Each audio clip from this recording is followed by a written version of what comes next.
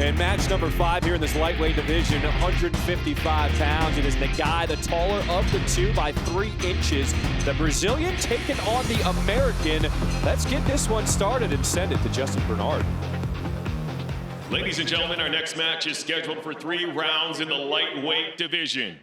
Introducing to you first in the blue corner, weighing in at 155 pounds, out of Kingsway, Austin, Texas, Dorian DMK Olivarez.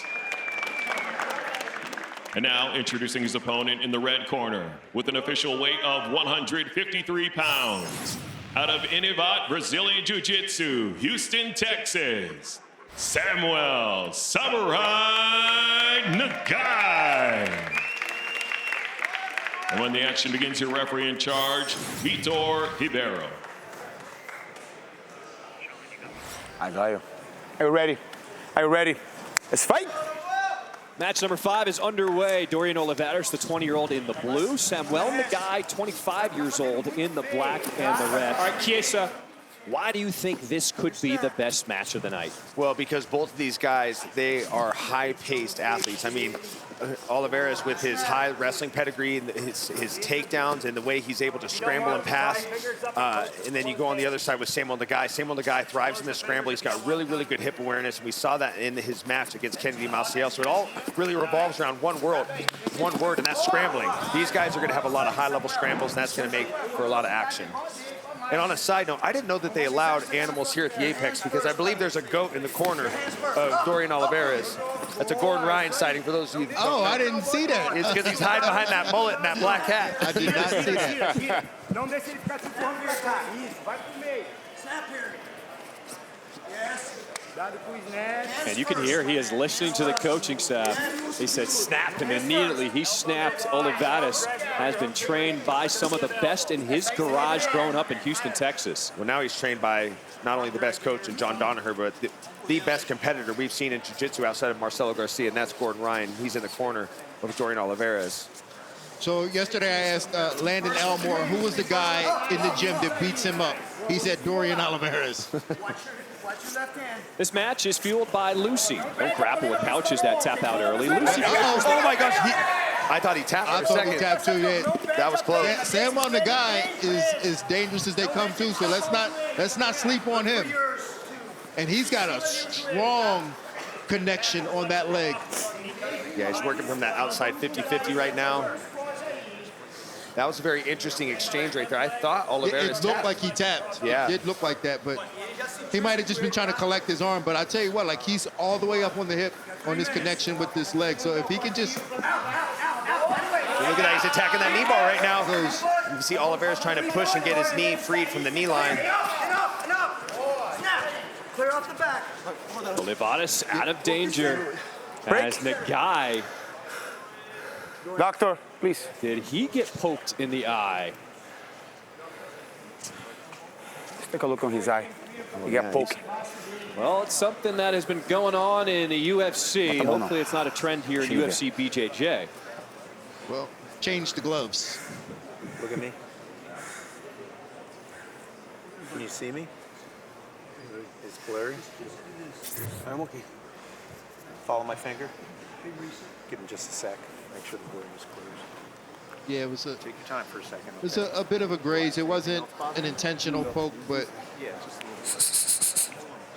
little. Dorian, stay over there for me, please. Close your eye. No. Okay, look at me now. Is the blurriness same, worse, or better? It's better. You want to continue? Yes. He's good. Okay. Good boy. Yes, boy. Thank goodness. Let's fight. So back to action almost halfway through this opening round. Yes. Angle that off. Angle off to that. As you take it down, you're going to try to roll it to your legs. Snap here. And that's smart by Samuel Nagai to control the wrist of Dorian Olivarez, because if he controls the wrist, it's going to take away Dorian's ability to shoot. If he can control the wrist, Dorian's going to have to fight the wrist grip off so he can get to his shot. So if I'm Samuel Nagai, I want to stay on the wrist control on the feet, control the wrist, control the ties, and then he can get to exchanges like this where he gets to a single leg here.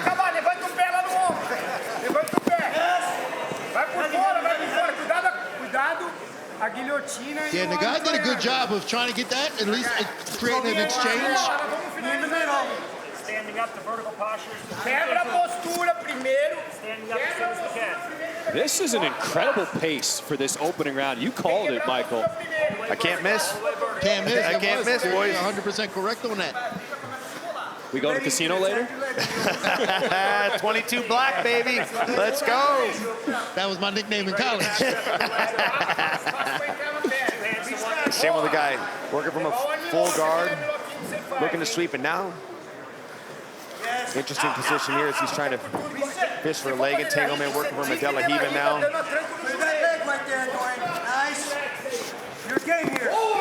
Oh, a nice omoplata attack from Samuel Nagai.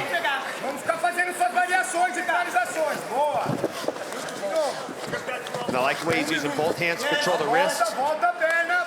I mean, listen, and Dorian's a guy that's known for his guard passing, and Samuel is giving him fits and taking away that ability from him with his dexterity and his ability to stay on the attack from his back.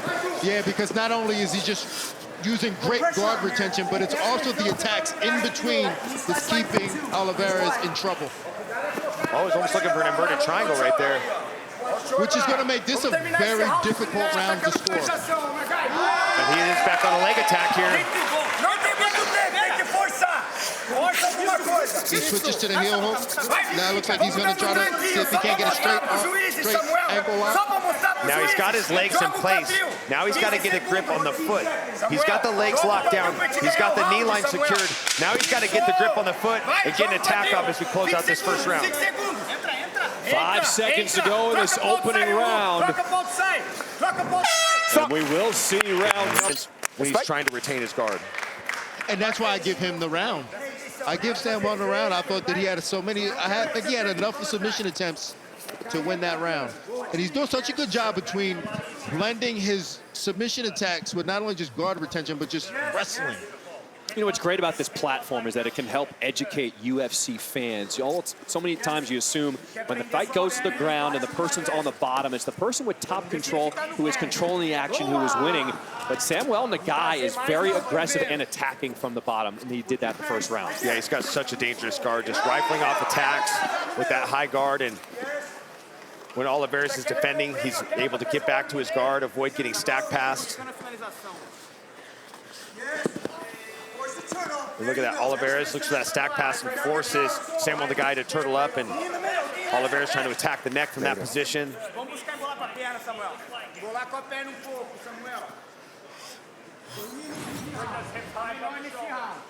Yeah, the flexibility of Nagai, like look how flexible he is and how difficult of a guard it's going to be to pass. He has to roll him over to try to get access to the back if he's going to want to get around that guard.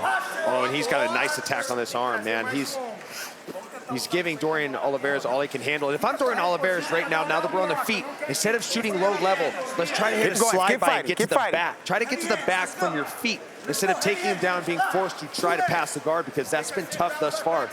So let's try to hit a slide by. Let's try to hit a takedown from the clinch. Try to do something that's going to take away the space that Samuel Nagai needs to attack his submissions as well as retain his guard. Well, and that's what I was saying. So, like, what he's doing is, like, he gets taken down, but he jumps to submission right away. So, like, before the wrestling ends, the wrestling sequence ends, Nagai is already looking for a submission. One of the things Nagai's corner told him between rounds, make sure you show those moves clearly to the judges so you can get awarded for that for submission attempts. He's just constantly attacking the arms, and he's just attacking that high guard. Does a good job getting his hips off the mat when he's attacking those submissions. These slides are there too. Dean, if you are Olivarez and you're on top here, how do you get past these legs, these flexible limbs, and get past the guard of Nagai? It's really difficult because Nagai's legs, like you see how he keeps his knees up by his shoulders? Like it's so hard to get past that because he's got, it almost gives him 4 arms because his knees are up by his shoulders. So it's very difficult to get past that. I think his best chance was when he picked them up. We call a double stack. You pick up the legs. You got to try to control the hips as well and turn them over to his knees. And then that would give him back access. If he could flip him all the way over to his knees, he'd at least have back access. Yeah, and when if he can get Samuel Nagai to turtle up from that stack pass, try to get to a wrestling style ride, try to control a wrist, try to control the hips, get to a wrestling style ride that maybe it's something that Samuel Nagai hasn't seen very much, but try to get into that wrestling grind. You can see Olivarez is trying to solve this puzzle, figure out which angle to get past the guard. He's breaking now. Settle, get on your toes and drive. Yeah, I heard Gordon Ryan just say he's breaking now. And I guess that would be the goal for Olivarez now, is to put so much pressure on him and make him wear himself out inside the guard to where he just gets tired from guard retention.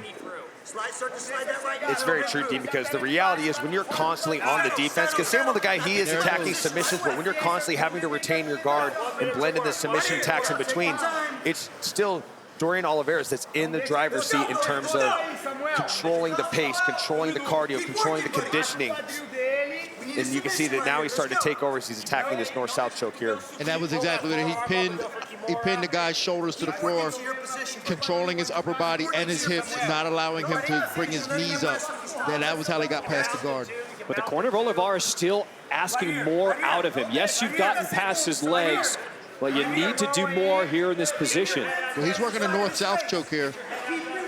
You know Carlos Enrique is watching this match very closely. I would be.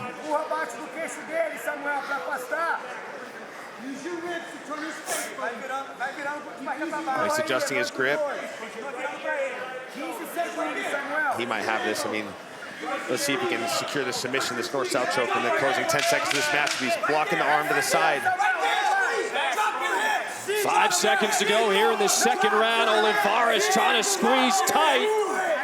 And that'll do it for round number 2. That was close. That was big. Nagai and Olivarez drop in for the 3rd and final round. And Dean, you can tell the body language is noticeably different from Samuel Nagai, how he started to here he is in this 3rd round. Oh, yeah. I mean, well, Olivarez just put so much pressure on his guard. He made him move, made him work, made him use his entire body to retain his guard, and that just wore him out. Like, after doing that for 4 minutes, it just wore him out. And Olivarez did the right thing. Get over here into the center of the bowl. Pulled him away from that edge and said, all right, you know what? I'm going to keep this pressure on you and just work you over. And I like the change in his approach to the flexibility in Samuel Nagai's guard. Is instead of trying to hit the stack pass, he was almost stapling one of the legs down with his shin. But now he's going back to it. Look at the way he's able to just pick Samuel Nagai up. This time go to the back. Now bring one hand across. Bring one hand across. Start forcing him to a hip. Good. Again. Now he's in the front headlock position, and man, this is when a high-level wrestler just starts to put that wrestling pace on you. When a wrestler can sense their opponent's about to break, I wouldn't be surprised if Dorian starts to take him down, let him up, push his head on the mat, just try to really enforce the fact if Samuel Nagai is really breaking or not. And he can do that by just constantly taking him down, letting him up, giving them a little breath of fresh air, and then suffocating him again. Clear reset here. Get that left leg out. But it almost seems as if Olivarez is thinking, I'm going to beat you at your own game. We're on the ground here. I'm going to beat you. I'm going to beat you, and I'm going to break you on the ground, and I'm going to beat you here. It's that side-to-side movement of Olivarez. It's such a problem for Samuel Nagai. He's just such a dynamic athlete. He's so fast. He's so strong. He's just got one of those bulletproof gas tanks where he just doesn't fatigue.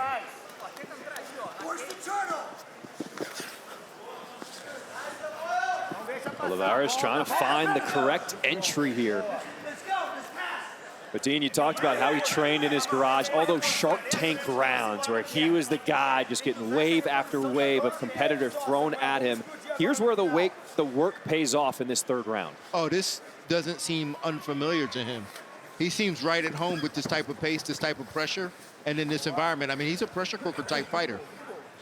I wouldn't be surprised if he's the type of athlete where you have to put him through shark tanks, because just guys going in with him one-on-one when he's in training camp, it's probably not enough. He's probably one of those guys like Marab where you got to have a new guy coming in every 2.5 minutes to push him, because just one guy is just not enough. He just wears his partners out. Yeah. He wears them all out. You got 2 minutes, George. Let's go. Hold him in the center. Hold him in the center. All right, Michael, if you're Nagai, what's the path here to get the victory here with 2 minutes to go in this fight? If I'm him, I'm trying to get to the legs. Try to get to a leg entanglement like he did in the first round. He's just spending so much time trying to retain his guard and trying, like we talked about, trying to attack those submissions in between those moments where he's retaining his guard. If I'm him, I'm trying to get to the legs of Dorian Olivarez. Well, that's essentially kind of the easiest path, because it doesn't require a lot. If you can get to a leg, you can do it really fast. But it's just, Olivarez just hip to it, I think. Oh, he's got a triangle, but... And he just didn't have the gas tank to really cinch it in. That was probably the best bite he's had on a triangle through the course of this match. He just didn't have the juice in him to really cinch it in and make it a legit attack. There's a lot of energy for him. Keep the pressure on now. Right away. You also think about the optics of this round, right? If you're a judge, how do you score this with Olivarez constantly trying to push the pace, constantly trying to be the aggressor, with Nagai staying on his back? Well, this is an Olivarez round for me. I think that his constant pressure with the passing negates any of the submission attempts that the guys have, because I don't think he's had any real strong bites on any submissions. I just feel like we've seen a big momentum shift through the course of this match where, you know, I don't know if Samuel Nagai won that first round, but that was his best round, and he seemed like he was able to maintain that same pace through the second round. And then there was just this big turning point. That turning point was when Olivarez was able to pass the guard and start to attack. Then it's been just a huge momentum shift since then in the favor of Dorian Olivarez. Final 30 seconds here in match number 5 tonight.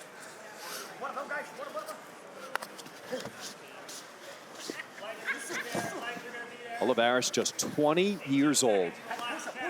Training since he was 6 years old for a moment like this. And he is seconds away from picking up his first UFC BJJ win. I would love to see him take advantage of this moment if he gets the microphone to call for a shot against Carlos Enrique. That'd be a hell of a match. Ladies and gentlemen, after 3 rounds, we have your winner by unanimous decision, Dorian DMK Olivarez. Congratulations to the 20-year-old from Houston, Texas, Dorian Olivarez. The non-stop pressure, and you can see he is going to have a very bright future here in UFC BJJ.